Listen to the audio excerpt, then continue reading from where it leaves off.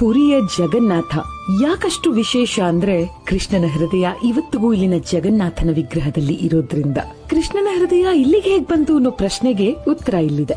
ಜರ ಬಿಟ್ಟ ಬಾಣದಿಂದ ಕೃಷ್ಣ ಸಾವನ್ನಪ್ತಾನೆ. ಆನಂತರ ಜರ ಕೃಷ್ಣನ ದಹನ ಮಾಡೋದಕ್ಕೆ ಮುಂದಾಗ್ತಾನೆ. ಕೃಷ್ಣನ ಇಡೀ ದೇಹ ಸುಟ್ಟು ಬೂದಿಯಾದ್ರೂ ಹೃದಯ ಮಾತ್ರ ಇನ್ನೂ ಬಡಿತಾನೆ ಇದ್ದಿದ್ದನ್ನ ನೋಡಿದಂತ ಜರ ಅದನ್ನ ಒಂದು ಮರದ ಹಲಿಗೆಗೆ ಕಟ್ಟಿ ನೀರಲ್ಲಿ ತೇಲಿ ಬಿಟ್ಟು ಅದು ತೇಲ್ತಾ ಪುರಿ ಕ್ಷೇತ್ರಕ್ಕೆ ಬಂತು ಅನ್ನೋದು ನಂಬಿಕೆ. ಪುರಿಯ ಇಂದ್ರದ್ಯುಮ್ನ ರಾಜನಿಗೆ ಕನಸಿನಲ್ಲಿ ಹಲಿಗೆಯೊಂದಿಗೆ ಏನೋ ತೇಲ್ತಾ ಬಂದ ಹಾಗಾಗತ್ತೆ. ತಕ್ಷಣ ನದಿ ತೀರಕ್ಕೆ ಬಂದ್ರೆ ಅಲ್ಲಿ ಆತನಿಗೆ ಹಲಿಗೆ ಸಿಗತ್ತೆ. ಅದನ್ನ ಆತ ತನ್ನ ಆಸ್ಥಾನದ ಶಿಲ್ಪಿಗೆ ತೋರಿಸ್ತಾನೆ. ಆತ ಇನ್ಯಾರೂ ಅಲ್ಲ, ವಿಶ್ವಕರ್ಮ.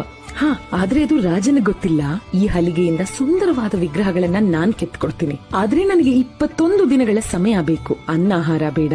ಆ ಸಮಯದಲ್ಲಿ ಯಾರು ನನ್ನ ಕೋಣೆಯೊಳಗೆ ಬರಬಾರ್ದು ಅನ್ನೋ ಷರತ್ತನ್ನ ಹಾಕ್ತಾನೆ ಆ ಶಿಲ್ಪಿ. ರಾಜ ಒಪ್ತಾನೆ. ಆದ್ರೆ ಆ ಕೋಣೆಯನ್ನ ಕಾವಲ್ ಕಾಯ್ತಾ ಇದ್ದ ಸೈನಿಕರು 14ನೇ ದಿನ ರಾಜನ ಬಳಿ ಬಂದು ಒಳಗಿಂದ ಸದ್ದೇ ಬರ್ತಿಲ್ಲ ಅಂದಾಗ ರಾಜ ಅಯ್ಯೋ, ನೀರಿಲ್ಲದೆ ಆಹಾರ ಇಲ್ಲದೆ ಆತ ಸತ್ತೇ ಹೋಗಿರ್ಬೇಕು ಅಂತ ಬಾಗಿಲನ್ನ ತೆಗೆದೇ ಬಿಡ್ತಾನೆ. 3 ವಿಗ್ರಹಗಳು ಅರ್ಧ ಆಗಿರತ್ತೆ ಅಷ್ಟೇ. ಕೊಟ್ಟ ಮಾತನ್ನ ರಾಜ ತಪ್ಪಿದ್ದಕ್ಕೆ ಕೆಲಸವನ್ನ ಅರ್ಧಕ್ಕೆ ಬಿಟ್ಟು ಆ ಶಿಲ್ಪಿ ಅಂದ್ರೆ ವಿಶ್ವಕರ್ಮ ಅದೃಶ್ಯನಾಗಿ ಹೋಗ್ತಾನೆ. ಆ 3 ವಿಗ್ರಹಗಳೇ ಇವತ್ತಿನ ದಿನ ನಾವು ನೋಡೋ ಜಗನ್ನಾಥ, ಬಲಭದ್ರ, ಸುಭದ್ರೆಯ ವಿಗ್ರಹ.